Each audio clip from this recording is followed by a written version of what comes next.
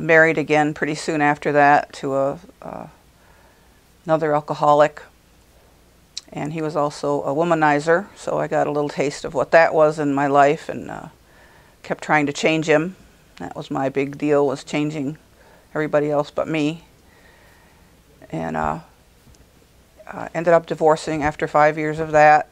Soon after that, within 2 years, I was married again because I just thought I had to have a man in my life. And another alcoholic, very abusive alcoholic, stayed in that for 5 years.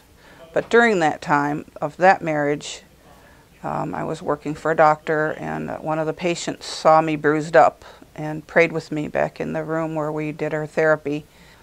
So I moved in with her, and she introduced me to her best friend, who was Jesus Christ. And it's never been the same. My life didn't change exactly right then, but because then I thought I had the power to change other people. And really thought I had the power for that then. I thought if they could just know what I know. So I went back to that abusive marriage and tried to change him, I guess, and show him that God could change him. And it didn't work. So that was another divorce. And I married again to a patient. I'm a caregiver by trade. Imagine that. And my patient was a quadriplegic. And we, after a year of getting to know each other, we get married. And I was this new young buck Christian, and I was going to have this marriage was going to work because I knew what to do. I said because he couldn't walk, he couldn't beat me up, he couldn't run around on me, he couldn't drink unless I gave it to him. So I just thought I had it made. But what he didn't know how to do was do pornography on the internet, so phase whatever number this is. So he didn't think he was hurting anybody because he couldn't do anything about it. Didn't realize it was hurting me desperately. Because he was a quadriplegic, I felt bad about divorcing him or leaving him. His family didn't know, so I stayed until he passed away. And 7 days before he passed away, he got saved.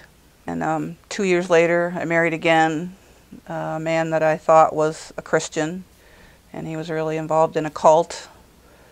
And he had cancer when I married him, and I didn't know it. So there I caregived again until he passed away. And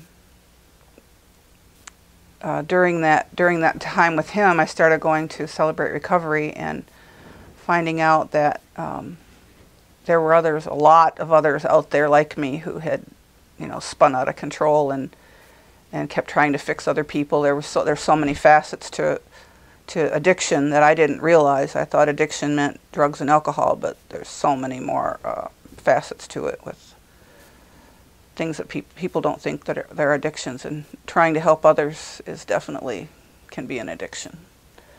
When you don't know what you're doing, you're not trained. Now I can help someone without wanting to change them. Now I've learned that I can give them information and teach them what I know, but I personally can't change what's going on in their head, what they're thinking about because they got to go through it the same way that I went through it.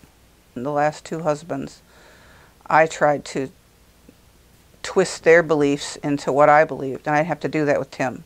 He already knew it, he already had it, he's already been teaching and preaching. He's a street preacher out in Arizona, and he has kept me centered, brings me back to Christ every time I get depressed, or, which isn't often, but I'll get down about a situation, and he'll just grab my hand and start praying right then. And it's just totally the opposite end of the spectrum of what I've ever had before. How great the love of Jesus Christ.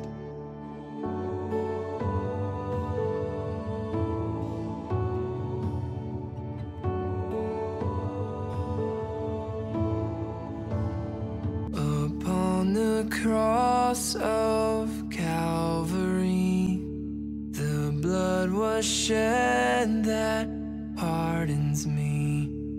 No longer